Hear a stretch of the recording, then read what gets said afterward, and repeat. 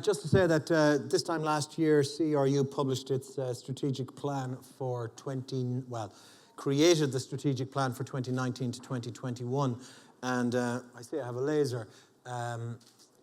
We feel that we got that one in before, as they say, the zeitgeist changed so much.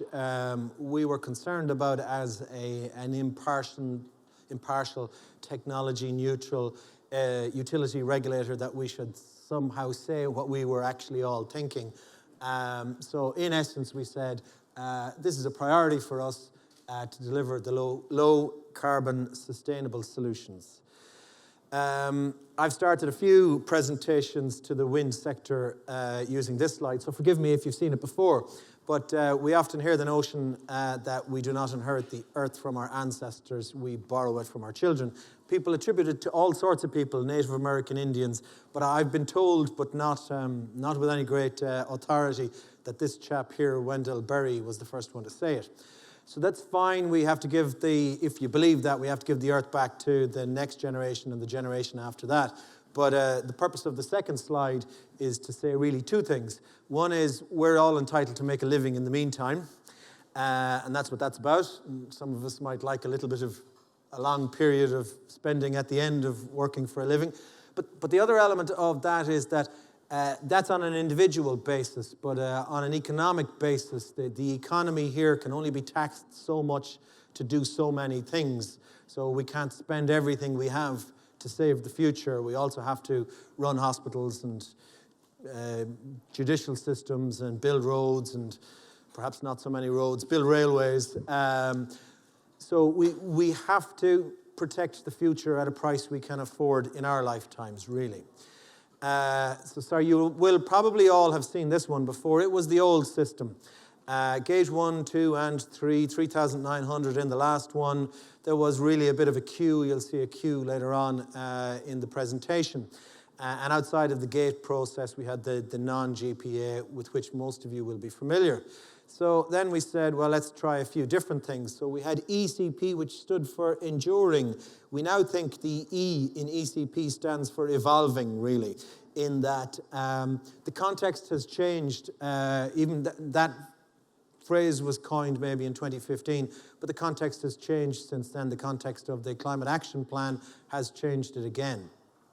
So I won't go through that other than to say what we were really targeting in ECP1 was to try and unlock the queue that was there, frankly. And it focused on people who were shovel-ready and could get in possibly in time for the end of the refits. And as it turns out, I think some of these might be available for the first RES. So ECP2, so again, we said we would evolve as things go along, or at least that's what we said after we figured out it was a better use of the letter E. What we're looking to do in the next evolution of it is to provide objective and transparent conditions so that people know what the rules will be for the next period, for the next batch. But by the same token, we have to live in the world that we now know clearly, I think, what the Climate Action Plan is asking us to do. We know that there will be RES auctions regularly. We'll have a batch regularly.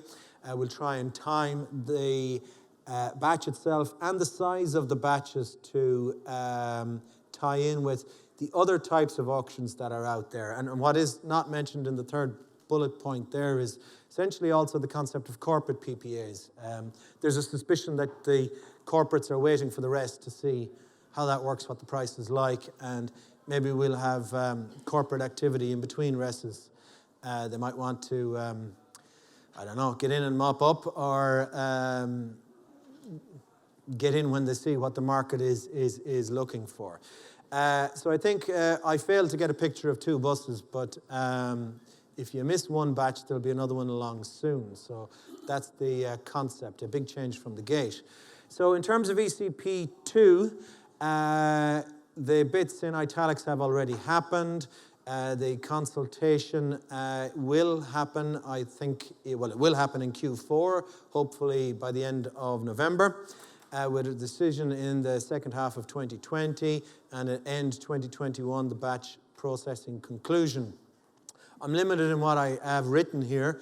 There's been a lot of engagement with industry bodies, so I think there's a lot of understanding of what the batch or the rules around ECP2 will look like in terms of the batch size and in terms of potential approaches to prioritizing the batch size to help us get to the 2030 targets and to get chunks in sooner.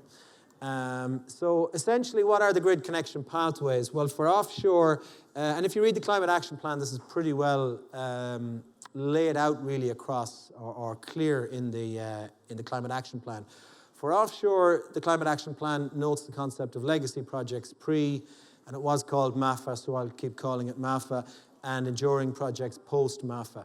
And for onshore, essentially, I think you will be familiar with all of those. The T-4 capacity auction piece is just to reflect the fact that there is a constraint in Dublin, and one of the ways to resolve that constraint was to try and get connections for plants that could connect in the Dublin region.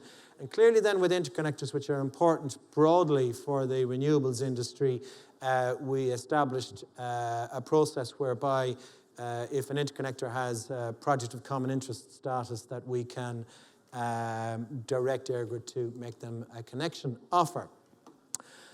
So under the Climate Action Plan, I may have said some of this already. So these are some of the actions we have, and one of them is by Q4 2019 to decide what a connection policy process would be for legacy pipeline projects. And really, in order to understand what we would do in that context, we need to know what legacy is, and the Department of Housing, Planning and Local Government are the people who will decide what is or isn't a legacy project. Whilst we might care, if you look at our strategic priorities, about delivering a sustainable energy system, and that's what we care about. The planning department will care about good planning. So they've got to make their decision on what's right in the context of good planning when it comes to legacy offshore projects. And then later on, Q2 2020 and Q3 or 4 2020 for the more enduring framework for offshore wind connections. And I think thus far we have, and you may say it hasn't been that long, but we have been delivering the requirements under the Climate Action Plan, and it is very, very thoroughly checked on a monthly basis by the Department of Taoiseach. So that kind of coordinates it across all the departments. Did I skip one? I didn't, no. So you'd probably all be familiar with this. I mean, the thinking is that for legacy projects, it would probably be the developer build. So in other words, that the developer would build all the way to an onshore substation, and then there will be thought and consideration put into whether or not there would be a TSO build element to something like an offshore substation. Michael and I might have different views on that, but we'll thrash them out, no doubt, perhaps not on a stage. Just to say what we already said with regard to communities, and I do think one of the big focuses, if that's the right word, you'll see in the Climate Action Plan and in government policy generally, is to try and get better community engagement in the renewable transition, and whether that's microgen in their home or participation or reward for having renewable industries, let's call them that, in their locality.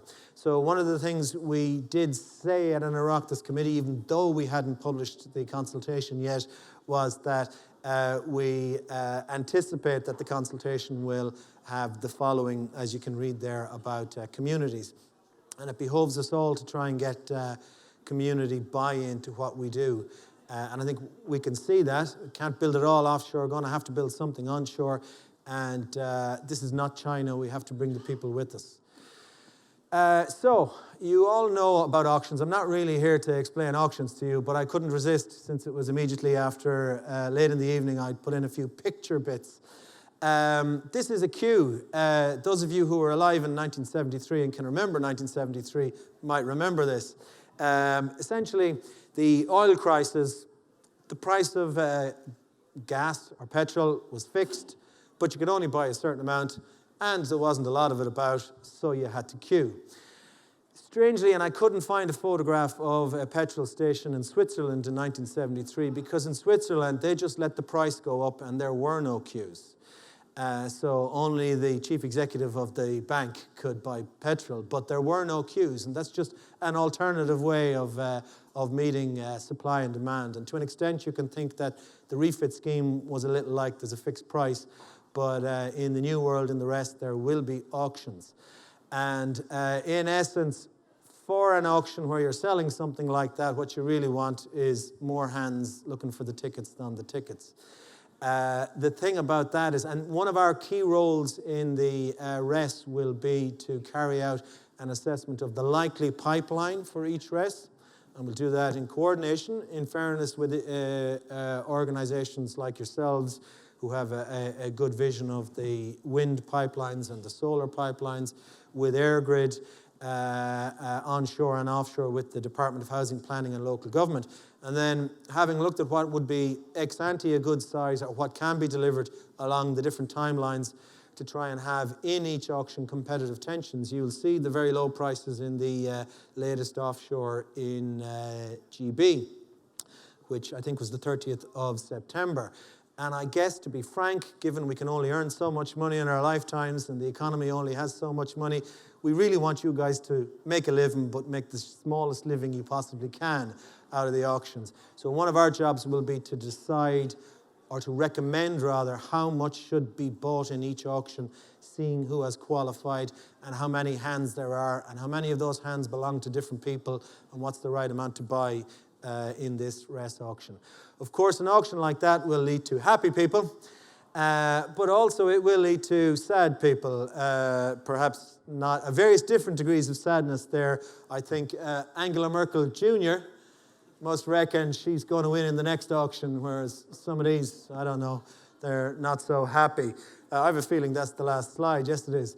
And I guess the reason I just wanted to add this bit in is one of the things that it will not be an ECP2, but one of the things that we know we have to consider for the next evolution of the connections policy is, if you have a connection and you go into an auction and you're one of the sad children, what do you do with that connection? Do you hold on to it forever?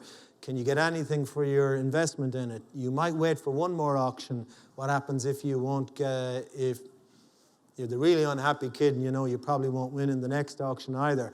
So one of the things we know we will have to look at is essentially things like grid following funding, which could be a useful way to just ensure that connections can be, or perhaps an approximate connection cost or route could be understood going into the auction, and that the grid could follow after funding. One of the difficulties there will be to understand what exactly makes funding. Is it a letter from my neighbour to say he's got 500 million and this is funding? So there will, as with everything we do, be difficulties and things to understand in it. Not for ECP2, not in ECP2. Essentially, ECP2 lines up with the first RES. But it is something that we know industries like yourselves are anxious for us to look at. There was something else I was going to say looking at the sad children, but I've forgotten what it was. I'm a minute shy, which is most unusual for me.